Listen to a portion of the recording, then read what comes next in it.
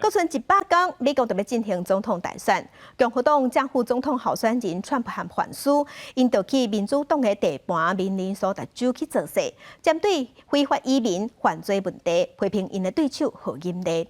另外，即马有民调是显示讲，伫美国的18岁至29岁选民对何英丽较支持，支持度有47%，赢过川普34%。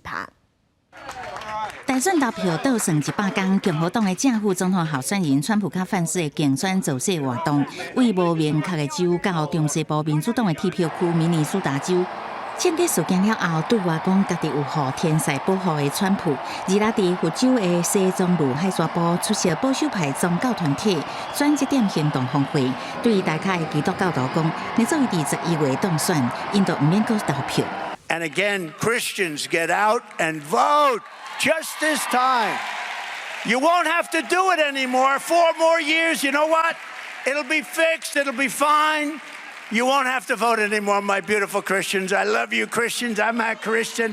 I love you. 另外一方面，拜登退选了后，快速整合党内各方势力的候选人，正式竞选的头一礼拜，都募到破纪录2亿美金的政治捐款，也吸引超过17万的新义工加入伊的阵营。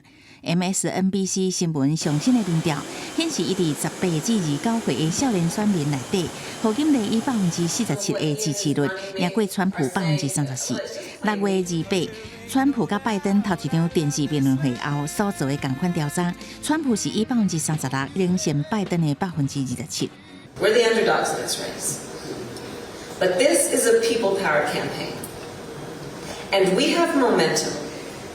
The day after I announced my candidacy, we saw the best 24 hours of grassroots fundraising in presidential campaign history.